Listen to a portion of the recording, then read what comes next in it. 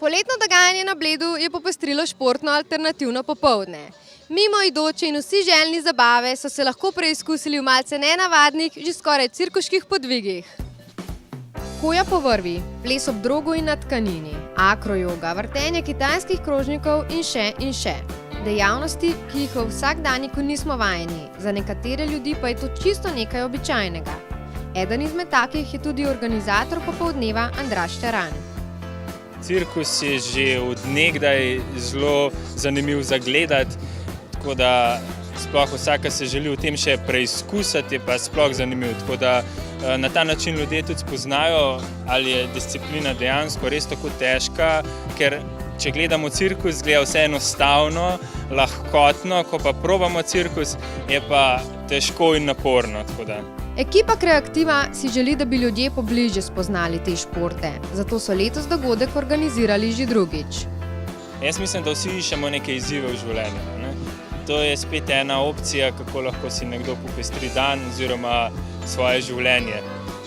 Tako da ja, definitivno. Pač mi jim dajemo priložnost se preizkusiti v takih disciplinah, seveda, ko pa preizkusijo to, bojo pa iskali nove izzive.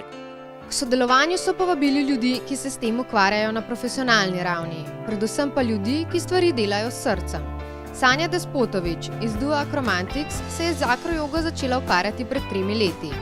Za akrojogo bi lahko rekla, da gre v bistvu za partnersko akrobatiko, pri kateri je več dodanih točk. Se pravi, partnerska akrobatika temelji na tem, da je čim manj točk, pri akrojogi pa dodajamo točke in s tem pa v bistvu ustvarjamo nove tranzicije, nove prehode, nove povezave, se dodaja tudi več ljudi lahko in je v bistvu zaradi tega zelo zanimiva za vse, ki jo probajo. Pri ljudeh je vedno bolj priljubljena, saj se v njej lahko preizkusi kdorkoli s komerkoli. Prav tista lepa stvar pri akrojogi je, da v bistvu ni potrebe, da je recimo baza fant in letalc punca, ampak so kombinacije pač možne čisto vse. Ne vem, punca s punco, včasih take stvari punce delajo, da pač dol padeš, ko misliš, že v bistvu samo za ful dobro, močno bazo pa eno suho letalko, pač v bistvu ni tako, vse se da. In ste navdušena? Ja, ful fajn, ful je, za razgibati se, za raztegniti. Pa bi se mogoče tudi tako se jo lotila tako malo bolj resno? Ja, jaz sem za. Ja, lepi. Mimoidoči, tudi turisti, so z navdušenjem pristopili ali pa samo gledali, kaj zanimivega se dogaja. Rekvizit, ki ga najpogosteje poizkusijo žogica, žonglerska žogica, ker je to v bistvu neki prvi vstop v cirkuški svet, met in prijem. Matjaž je na Bled iz Ptuja prišel predstavljati cirkuško akrobacijo in na vprašanje, če se je izplačalo, odgovarja. Seveda, odlično je, lep dan, čudovito vzdušje, pa cirkus treba v Sloveniji res dati na malo višji nivo. Kaj ti je bilo najboljše? Diablo, ker je lahko pa pač ne rabiš kaj veliko delati. V čem si se pa še preizkusil? Diablo, pa žongliranje, pa vrtenje krožnika. A pa te kaj tako zanima, da bi še zdaj prišla poizkusiti? Ja. To. In ravno plezanje na tkanini je bilo eno najbolj obiskanih dejavnosti. Kako je, če se ti svet obrne na glavo, nam je povedala poklicna cirkusantka Dana Avguštin, ki je znanje pridobivala tudi v tujini.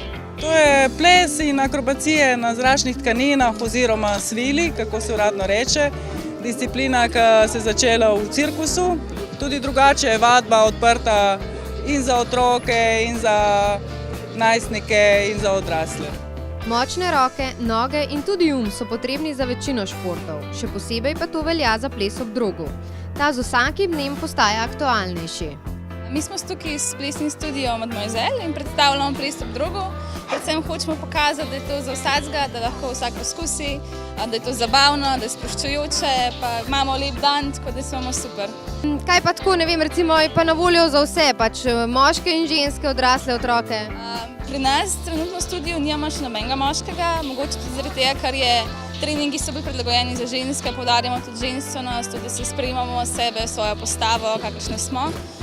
Pojavljajo se tudi moški, ki trenirajo ob drogu, Sem pri nas še nima nobenega člana. Ampak načeloma pa lahko. Seveda, tudi moški se mi zdi to, da imajo še bolj kot šport. Seveda je ples ob drogu šport, ampak za nas je to še marsikaj drugega, je še umetnost, je še ta eleganca. Seveda, ja, tudi za moške je.